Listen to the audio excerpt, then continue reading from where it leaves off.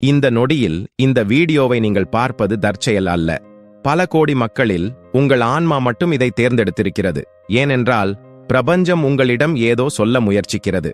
உங்கள் வாழ்க்கையில் ஒரு பெரிய மாற்றம் நடக்கப் போகிறது. ஒரு புதிய பாதை திறக்கப் போகிறது. அதற்கான முதல் அடையாளம் இந்த வீடியோதான். நீங்கள் தனியாக இல்லை, பிரபஞ்சம் உங்களுடன் இருக்கிறது. இப்போது உங்கள் இதயத்தை திறந்து கவனமாக கேளுங்கள். வணக்கம் அன்பானவர்களே. இந்த உலகில் நாம் தனியாக நடக்கிறோம் என்று நினைக்கிறோம். ஆனால் உண்மையில் பிரபஞ்சம் ஒவ்வொரு கணமும் நம்முடன் பேசிக் கொண்டிருக்கிறது. அதன் மொழி வார்த்தைகளால் ஆனது அல்ல, அது அடையாளங்களால் ஆனது. சின்ன சின்ன நிகழ்வுகள், எண்கள், கனவுகள், சந்திப்புகள், இவை அனைத்தும் பிரபஞ்சத்தின் செய்திகள்தான். ஆனால் நம்மில் பலர் இந்த அடையாளங்களை கவனிப்பதில்லை. வாழ்க்கையின் சத்தத்தில் இவை மறைந்து போகின்றன. இன்று இந்த வீடியோவில் பிரபஞ்சம் உங்களிடம் பேசும் 7 முக்கிய அடையாளங்களை நான் உங்களுடன் பகிர்ந்து கொள்ளப் போகிறேன். இந்த அடையாளங்கள் உங்கள் வாழ்க்கையில் தெரிந்தால் புரிந்து கொள்ளுங்கள், நீங்கள் சரியான பாதையில் இருக்கிறீர்கள். உங்கள் ஆன்மா விழித்துக் கொண்டிருக்கிறது. இப்போது ஆழமான மூச்சு விடுங்கள். உங்கள் மனதை அமைதிப்படுத்துங்கள். உங்கள் பயணம் இப்போது ஆரம்பமாகிறது. நீங்கள் பிரபஞ்சத்தை நம்பினால் கமெண்டில் நன்றி பிரபஞ்சமே என்று எழுதுங்கள். இந்த வீடியோவை லைக் செய்யுங்கள்.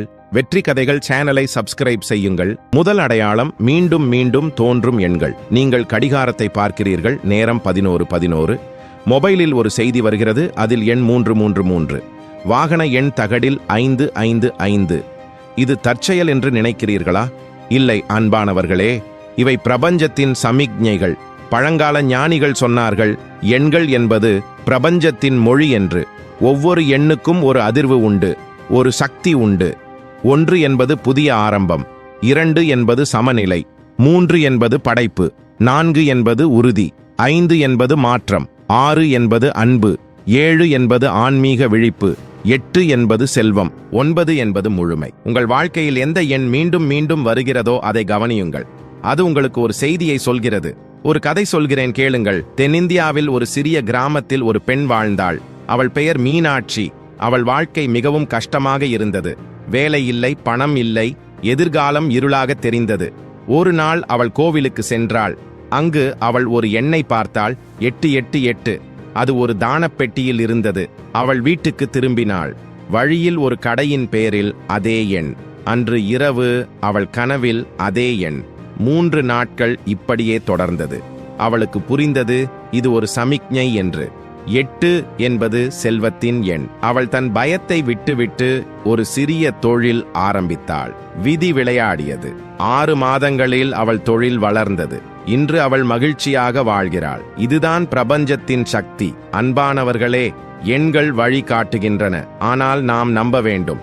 நம்பிக்கை இல்லாமல் எதுவும் நடக்காது. நீங்கள் எந்த எண்ணை அடிக்கடி பார்க்கிறீர்களோ அதை ஒரு நோட்டில் எழுதுங்கள். அதன் அர்த்தத்தை புரிந்து கொள்ள முயற்சி செய்யுங்கள். பிரபஞ்சம் உங்களுக்கு ஒரு பாதையை காட்டுகிறது. அந்த பாதையில் நடக்க தயாராகுங்கள். 2வது அடையாளம் அசாதாரண தற்செயல் நிகழ்வுகள். நீங்கள் ஒருவரை நினைக்கிறீர்கள், அடுத்த நொடி அவர் அழைக்கிறார். ஒரு பாடலை உங்கள் மனதில் பாடுகிறீர்கள், அடுத்த கணம் அதே பாடல் வானொலியில் ஒலிக்கிறது. ஒரு புத்தகத்தை பற்றி யோசிக்கிறீர்கள், அடுத்த நாள் ஒரு நண்பர் அதே புத்தகத்தை பரிசளிக்கிறார். இவை அனைத்தும் தற்செயல் என்று நினைக்கிறீர்களா? இல்லை, இவை ஒருங்கிணைப்பு நிகழ்வுகள். ஆங்கிலத்தில் இதை சிங்க்ரானிசிட்டி என்பார்கள். தமிழில் சொல்வதென்றால் பிரபஞ்ச ஒருமைப்பாடு. உலகில் எதுவும் தனித்து நடப்பதில்லை, அனைத்தும் ஒன்றோடு ஒன்று இணைந்திருக்கின்றன. உங்கள் எண்ணங்கள், உங்கள் உணர்வுகள், உங்கள் செயல்கள், இவை அனைத்தும் ஒரு பெரிய வலையில் பின்னப்பட்டிருக்கின்றன. நீங்கள் ஒன்றை நினைக்கும் போது அது பிரபஞ்சத்தில் ஒரு அலையை உருவாக்குகிறது. அந்த அலை உங்களிடம் திரும்பி வருகிறது. இதுதான் ஈர்ப்பு விதி. இதுதான் பிரபஞ்சத்தின் விதி. ஒரு கதை சொல்கிறேன். சென்னையில் ஒரு இளைஞன் வாழ்ந்தான். அவன் பெயர் கார்த்திக்.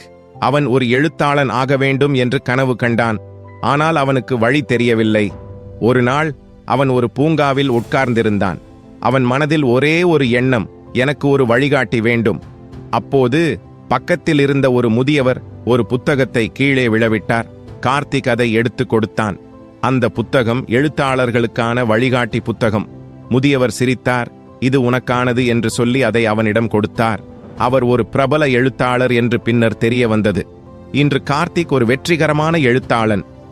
இதுதான் தற்செயல் நிகழ்வு அல்ல அன்பானவர்களே, இது பிரபஞ்ச ஏற்பாடு. உங்கள் வாழ்க்கையில் நடக்கும் ஒவ்வொரு சிறிய நிகழ்வையும் கவனியுங்கள். அதில் ஒரு பெரிய செய்தி மறைந்திருக்கலாம். பிரபஞ்சம் உங்களை வழி நடத்துகிறது. நீங்கள் நம்பினால் அதன் வழியில் செல்லுங்கள், அற்புதங்கள் நடக்கும். மூன்றாவது அடையாளம் தெளிவான கனவுகள்.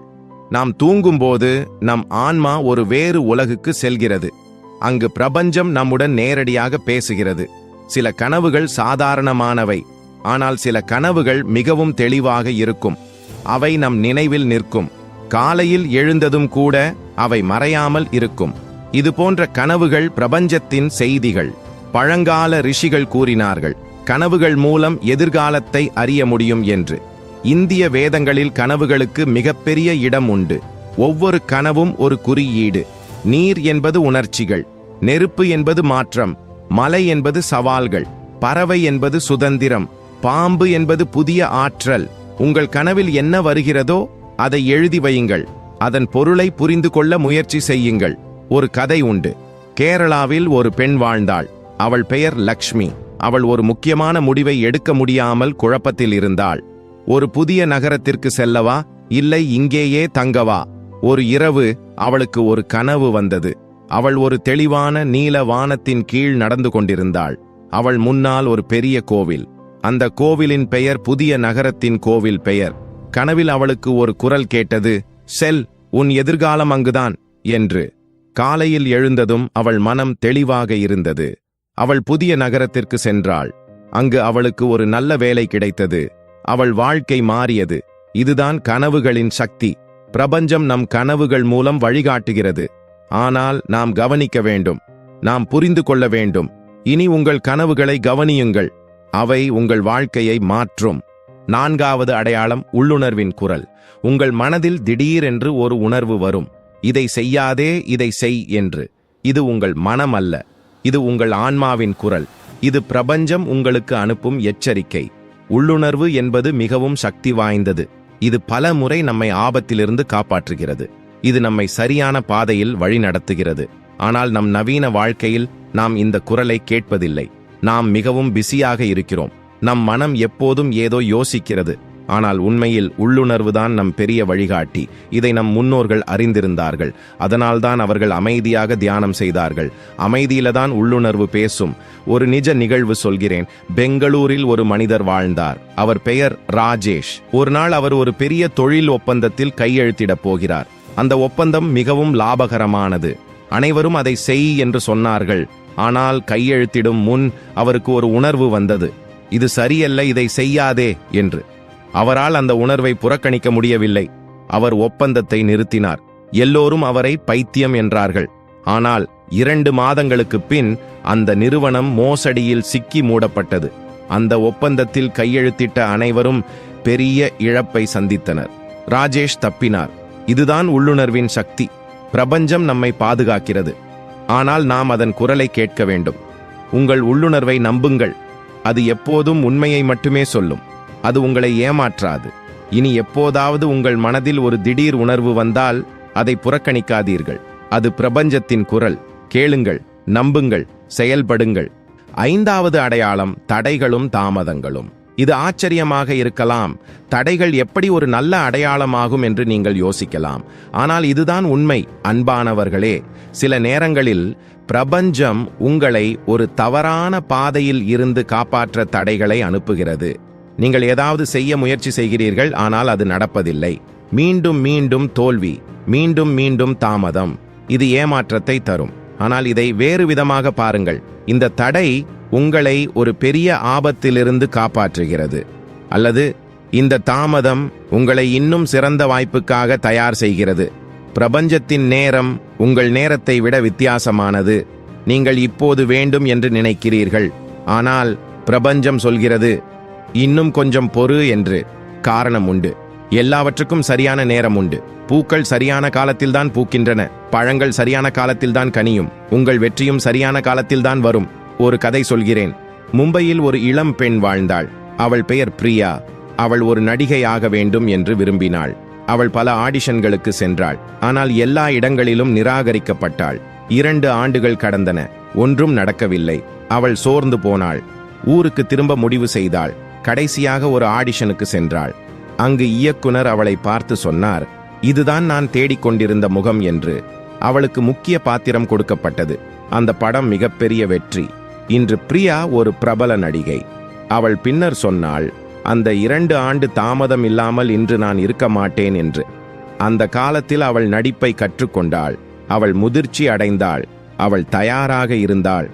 இதுதான் தாமதத்தின் பரிசு. இதுதான் பிரபஞ்சத்தின் ஞானம். நீங்கள் ஏதேனும் தடையை சந்திக்கும் போது கோபப்படாதீர்கள். பொறுமையாக இருங்கள். நம்பிக்கை வையுங்கள். பிரபஞ்சம் உங்களுக்கு ஏதோ சிறந்ததை தயார் செய்து கொண்டிருக்கிறது. உங்கள் நேரம் வரும். நிச்சயம் வரும். 6வது அடையாளம், சரியான மனிதர்களின் வருகை. உங்கள் வாழ்க்கையில் திடீரென்று சில மனிதர்கள் வருவார்கள். அவர்கள் உங்கள் எண்ணங்களை புரிந்து கொள்வார்கள். அவர்கள் உங்களுக்கு சரியான வழியை காட்டுவார்கள். அவர்கள் வருகை தற்செயல் அல்ல. இது பிரபஞ்சத்தின் திட்டம்.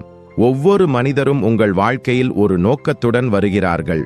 சிலர் உங்களுக்கு பாடம் கற்றுக் கொடுக்க, சிலர் உங்களை வழிநடத்த, சிலர் உங்களுடன் பயணிக்க, சிலர் உங்களை மாற்ற. ஒவ்வொருவரும் முக்கியம். ஆனால் சில மனிதர்கள் மிகவும் சிறப்பானவர்கள். அவர்கள் வரும்போது உங்கள் இதயம் அதை உணரும். ஒரு தெளிவு வரும், ஒரு அமைதி வரும். இந்த மனிதர்களை பிரபஞ்சம் அனுப்புகிறது. அவர்கள் உங்களுக்கு கிடைத்த பரிசு. ஒரு கதை உண்டு. ஹைதராபாத்தில் ஒரு இளைஞன் வாழ்ந்தான். அவன் பெயர் விக்ரம். அவன் தன் வாழ்க்கையில் திசை தெரியாமல் குழப்பத்தில் இருந்தான். ஒரு நாள் ரயிலில் பயணம் செய்யும் போது ஒரு வயதான மனிதர் அவன் பக்கத்தில் அமர்ந்தார். அவர்கள் பேச ஆரம்பித்தனர். அந்த வயதானவர் ஒரு ஆன்மீக குரு. அவர் விக்ரமிடம் சில கேள்விகள் கேட்டார். உன் கனவு என்ன? உன் பயம் என்ன? உன் நோக்கம் என்ன? அந்த உரையாடல் விக்ரமின் வாழ்க்கையை மாற்றியது. அவன் தன் உண்மையான பாதையை கண்டுபிடித்தான். இன்று அவன் மற்றவர்களுக்கு வழிகாட்டும் ஒரு ஆசிரியர். அந்த ரயில் பயணம் தற்செயல் அல்ல. அந்த சந்திப்பு தற்செயல் அல்ல. அது பிரபஞ்ச ஏற்பாடு. உங்கள் வாழ்க்கையில் வரும் ஒவ்வொரு மனிதரையும் கவனியுங்கள். அவர்கள் யார்? அவர்கள் என்ன சொல்கிறார்கள்? அவர்கள் உங்களுக்கு என்ன உணர்த்துகிறார்கள்? சில சந்திப்புகள் உங்கள் வாழ்க்கையின் திருப்புமுனை. அவர்களை பிரபஞ்சம் அனுப்பியிருக்கிறது. நன்றியுடன் வரவேற்றுங்கள். கற்றுக்கொள்ளுங்கள். வளருங்கள்.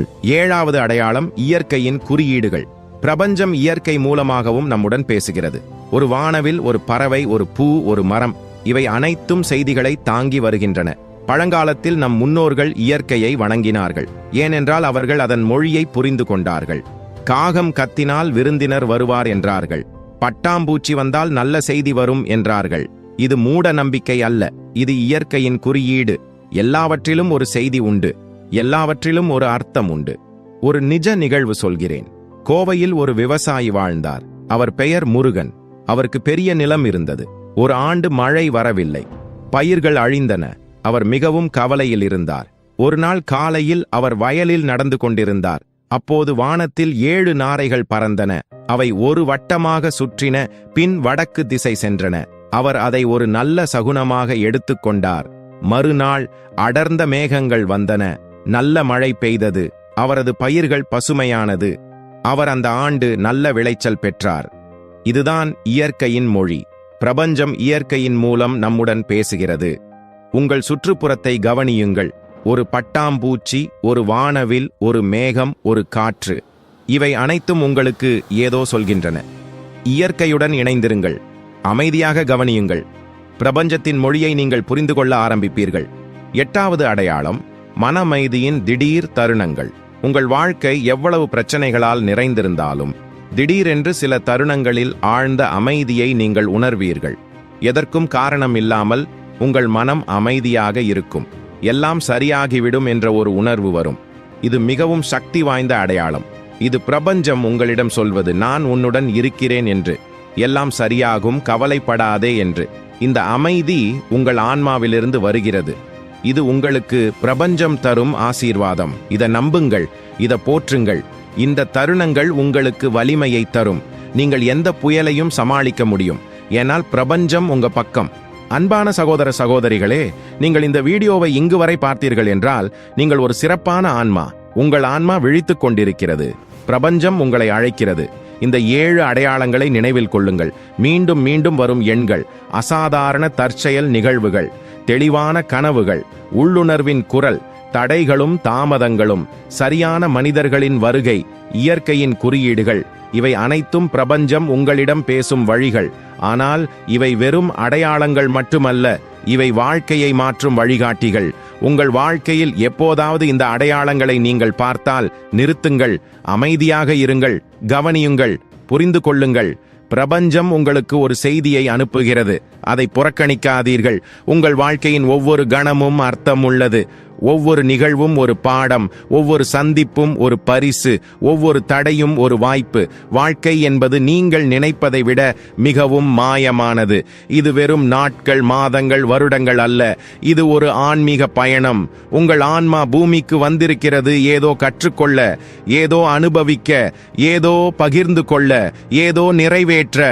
அந்த நோக்கத்தை நீங்கள் நிறைவேற்ற பிரபஞ்சம் உங்களுக்கு உதவுகிறது.